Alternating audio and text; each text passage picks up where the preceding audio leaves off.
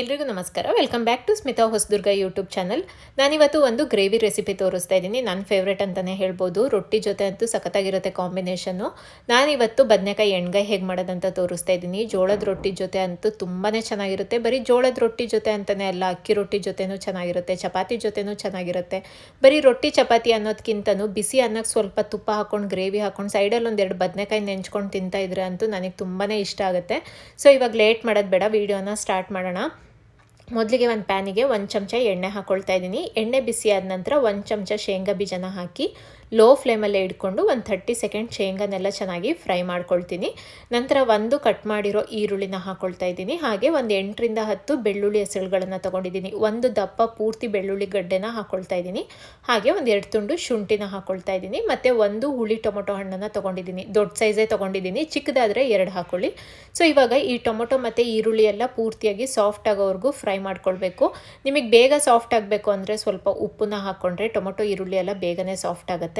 So ಇವಾಗ ಇದು fry ಆಗಿದ್ದಾಗಿದೆ. ಇವಾಗ ನಾನಿಲ್ಲಿ 1 ಕಪ್ಪಷ್ಟು ತೆಂಗಿನಕಾಯಿನ ಚಿಕ್ಕದಾಗಿ ಕಟ್ ಮಾಡ್ಕೊಂಡು ಹಾಕ್ಕೊಳ್ತಾ ಇದ್ದೀನಿ. ಒಣಕೊಬ್ಬರಿ ಆದರೂ ಹಾಕ್ಕೊಳ್ಬೋದು, ಇಲ್ಲ ಹಸಿ ತೆಂಗಿನಕಾಯಿ ಕೂಡ ಹಾಕ್ಕೊಳ್ಬೋದು.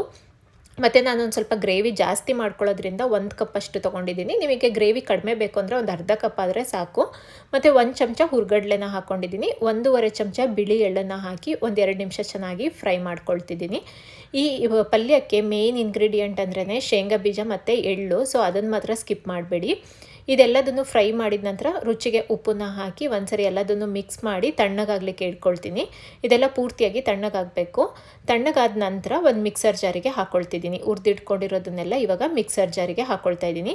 ಹಸಿದಾದರೂ ಹಾಕ್ಕೊಂಡು ಮಾಡ್ಕೊಳ್ಬೋದು, ಆದರೆ ಈ ರೀತಿ ಹುರಿದ್ಬಿಟ್ಟು ಮಾಡೋದ್ರಿಂದ ಗ್ರೇವಿ ಟೇಸ್ಟೇ ತುಂಬ ಚೆನ್ನಾಗಿರುತ್ತೆ. ಹಸಿದಕ್ಕಿಂತ ಈ ರೀತಿ ಮಾಡಿ ನೋಡಿ, ತುಂಬ ಚೆನ್ನಾಗಿರುತ್ತೆ. ಸೊ ಇವಾಗೆಲ್ಲ ಇದನ್ನು ಹುರಿದಿದ್ನೆಲ್ಲ ಒಂದು ಮಿಕ್ಸಿ ಜಾರಿಗೆ ಹಾಕಿದ ನಂತರ ಸ್ವಲ್ಪ ಕೊತ್ತಂಬರಿ ಸೊಪ್ಪು ಮತ್ತು 1.5 ಚಮಚ ಖಾರದ ಪುಡಿ, 1 ಚಮಚ ಧನಿಯಾ ಪುಡಿನ ಹಾಕ್ಕೊಳ್ತಾ ಇದ್ದೀನಿ. 1/4 ಚಮಚ ಅರಿಶಿನದ ಪುಡಿನ ಹಾಕ್ಕೊಳ್ತಾ ಇದ್ದೀನಿ. ಮತ್ತು ಒಂದೇ ಒಂದು ಏಲಕ್ಕಿ, 3 ಲವಂಗ, 1 ತುಂಡು ಚಕ್ಕೆ ಹಾಕ್ಕೊಳ್ತಾ ಇದ್ದೀನಿ. ತುಂಬ ಮಸಾಲೆನೂ ಇರಬಾರ್ದು ಈ ಪಲ್ಯಕ್ಕೆ, ಸ್ವಲ್ಪ ಮಸಾಲೆ ಇರಬೇಕಷ್ಟೇ. ಮತ್ತು ಒಂದು 2 ಚಮಚ ನೀರನ್ನು ಸೇರಿಸ್ಬಿಟ್ಟು ರುಬ್ಕೊಳ್ಬೇಕು. ಪೂರ್ತಿ ತೆಳ್ಳಗಾಗೂ ರುಬ್ಕೊಳ್ಬಾರ್ದು, ಈ ರೀತಿ ಗಟ್ಟಿಯಾಗಿಯೇ ರುಬ್ಕೊಳ್ಬೇಕು. ಆದಷ್ಟು ರುಬ್ಬುವಾಗ ನೀರನ್ನು ನೋಡಿಬಿಟ್ಟು ಸೇರಿಸ್ಕೊಂಡು ರುಬ್ಕೊಳ್ಳಿ.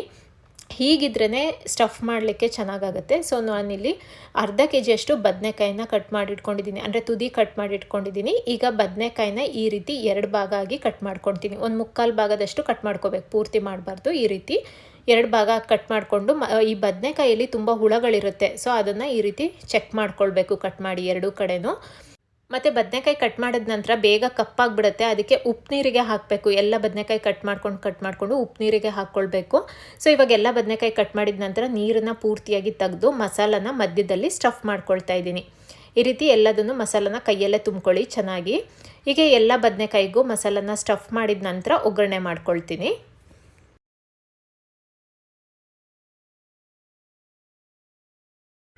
ಈಗ ಆಗಿದೆ, ಎಲ್ಲ ಬದನೆಕಾಯಿಗೂ ಮಸಾಲ ತುಂಬಿ ಒಗ್ಗರಣೆಗೆ ಒಂದು ಪ್ಯಾನಿಗೆ 3 ಚಮಚ ಎಣ್ಣೆ ಹಾಕ್ಕೊಳ್ತಾ ಇದ್ದೀನಿ. ಸ್ವಲ್ಪ ಎಣ್ಣೆ ಜಾಸ್ತಿ ಇದ್ರೇ ಚೆನ್ನಾಗಿರುತ್ತೆ. ಎಷ್ಟೇ ಎಣ್ಣೆ ಹಾಕಿದ್ರೂ ಶೇಂಗಾ ಬೀಜ ಎಳ್ಳು ಎಲ್ಲ ಹಾಕಿರೋದ್ರಿಂದ ಎಣ್ಣೆ ಹೀರ್ಕೊಂಡು ಬಿಡುತ್ತೆ.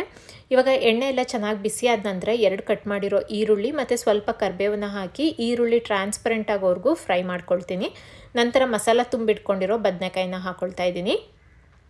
ಈಗ ಎಣ್ಣೆಲ್ಲೇ ಮಸಾಲ ತುಂಬಿರೋ ಬದನೆಕಾಯಿನೆಲ್ಲ ಒಂದು 3ರಿಂದ 4 ನಿಮಿಷ ಹೈ ಫ್ಲೇಮಲ್ಲೇ ಇಟ್ಕೊಂಡು ಚೆನ್ನಾಗಿ ಫ್ರೈ ಮಾಡ್ಕೊಳ್ಬೇಕು. ಅದರಲ್ಲೇ ಒಂದು ಅರ್ಧ ಭಾಗ ಬೇಯಬೇಕು ಬದನೆಕಾಯಿ. ನೋಡಿ ಇಲ್ಲಿ ಒಂದು ಅರ್ಧ ಭಾಗ ಆಲ್ರೆಡಿ ಬೆಂದಿದೆ ಬದನೆಕಾಯಿ. ಈ ರೀತಿ ಚೆನ್ನಾಗಿ ಎಣ್ಣೆಲ್ಲೇ ಬಾಡಿಸ್ಕೊಳ್ಬೇಕು. ಇದೆಲ್ಲ ಬದನೆಕಾಯಿ ಒಂದು ಅರ್ಧ ಬಾಡಿದ ನಂತರ ಇನ್ನು ಉಳಿದಿರೋ ಅಂಥ ಮಸಾಲನೆಲ್ಲ ಹಾಕ್ಕೊಳ್ತಾ ಇದ್ದೀನಿ. ಹಾಗೆ ಈ ಮಿಕ್ಸರ್ ಜಾರಿಗೆ ಸ್ವಲ್ಪ ನೀರನ್ನು ಸೇರಿಸಿ ಹಾಕ್ಕೊಳ್ತೀನಿ. ಒಂದ್ಸರಿ ಎಲ್ಲದನ್ನು ಮೊದಲು ಮಿಕ್ಸ್ ಮಾಡ್ಕೊಳ್ಳೋಣ, ಆಮೇಲೆ ಕನ್ಸಿಸ್ಟೆನ್ಸಿಗೆ ನೋಡ್ಕೊಂಡು ನೀರನ್ನು ಸೇರಿಸ್ಕೊಳ್ತೀನಿ. ಆವಾಗಲೇ ಹೇಳ್ದಂಗೆ ನಾನು ಸ್ವಲ್ಪ ಗ್ರೇವಿನ ಜಾಸ್ತಿನೇ ಮಾಡ್ಕೊಂಡಿದ್ದೀನಿ. ನಿಮಗೆ ಗ್ರೇವಿ ಕಡಿಮೆ ಬೇಕು ಅಂದರೆ ತೆಂಗಿನಕಾಯಿನ ಸ್ವಲ್ಪ ಕಡಿಮೆ ಹಾಕ್ಕೊಳ್ಬೇಕು. ನಾನಿಲ್ಲಿ ಒಂದು ಅರ್ಧ ಲೋಟ ನೀರನ್ನು ಸೇರಿಸ್ಕೊಳ್ತೀನಿ. ಬದನೆಕಾಯಿ ಬೇಯಲಿಕ್ಕೆ ಎಷ್ಟು ಬೇಕೋ ಅಷ್ಟು ನೀರನ್ನು ಹಾಕ್ಕೊಳ್ತೀನಿ. ಮತ್ತು ಸ್ವಲ್ಪ ಗ್ರೇವಿ ಥರ ಮಾಡ್ಕೊಳ್ತೀನಿ, ತುಂಬ ನೀರು ಥರನೂ ಮಾಡ್ಕೊಳ್ತಾ ಇಲ್ಲ ನಾನು. ಒಂದು ಪ್ಲೇಟ್ನ ಮುಚ್ಚಿ ಒಂದು 4-5 ನಿಮಿಷ ಬೇಯಿಸ್ಕೊಳ್ತೀನಿ. ಮಧ್ಯದಲ್ಲಿ ಒಂದು 2 ಸರಿ ಕೈ ಆಡಿಸ್ಬೇಕು, ಇಲ್ಲಾಂದರೆ ತಳ ಹಿಡಿದು ಬಿಡುತ್ತೆ. ಒಂದು 4-5 ನಿಮಿಷ ಆದ ನಂತರ ಬದನೆಕಾಯಿ ಎಲ್ಲ ಚೆನ್ನಾಗಿ ಬೆಂದಿದೆ, ಸುತ್ತ ಎಣ್ಣೆ ಕೂಡ ಬಿಟ್ಟಿದೆ. ಇವಾಗ ಲಾಸ್ಟಲ್ಲಿ ಸ್ವಲ್ಪ ಕಟ್ ಮಾಡ್ಕೊಂಡಿರೋ ಕೊತ್ತಂಬರಿ ಸೊಪ್ಪನ್ನು ಹಾಕ್ಕೊಂಡ್ರೆ ಹಾಗೆ ಹಾಕ್ಕೊಂಡು ಒಂದ್ಸರಿ ಮಿಕ್ಸ್ ಮಾಡಿಕೊಂಡ್ರೆ ಟೇಸ್ಟಿಯಾಗಿರೋ ಹಾಗೆ ಸ್ಪೈಸಿಯಾಗಿರೋ ಬದನೆಕಾಯಿ ಎಣ್ಗಾಯಿ ರೆಡಿ ಆಗುತ್ತೆ. ನಾನಿವತ್ತು ಜೋಳದ ರೊಟ್ಟಿ ಜೊತೆ ಮಾಡಿದ್ದೆ. ಜೋಳದ ರೊಟ್ಟಿ ಜೊತೆ ಅಂತೂ ನನಗಂತೂ ತುಂಬಾ ಇಷ್ಟ ಆಗುತ್ತೆ. ಸೈಡಲ್ಲಿ ಸ್ವಲ್ಪ ಈರುಳ್ಳಿ ಇಟ್ಕೊಂಡು ನೆಂಚ್ಕೊಂಡು ತಿಂತಾಯಿದ್ರೆ ನೀವು ಟ್ರೈ ಮಾಡಿ ನೋಡಿ, ತುಂಬಾ ಇಷ್ಟಪಡ್ತೀರಾ. ಸೊ ಈ ವಿಡಿಯೋ ನಿಮಗೆಲ್ಲರಿಗೂ ಇಷ್ಟ ಆಗಿದೆ ಅಂದ್ಕೋತೀನಿ. ಇಷ್ಟ ಆಗಿದ್ದರೆ ದಯವಿಟ್ಟು ನಿಮ್ಮ ಫ್ರೆಂಡ್ಸಿಗೆ ಫ್ಯಾಮಿಲೀಸಿಗೆ ಎಲ್ಲ ಶೇರ್ ಮಾಡಿ, ಲೈಕ್ ಮಾಡಿ, ಕಮೆಂಟ್ ಮಾಡಿ. ಯಾರೆಲ್ಲ ನನ್ನ ಚಾನಲ್ನ ಹೊಸದಾಗಿ ನೋಡ್ತಾ ಇದ್ದೀರೋ ಈಗಲೇ ಹೋಗಿ ಸಬ್ಸ್ಕ್ರೈಬ್ ಮಾಡಿ. Thank you.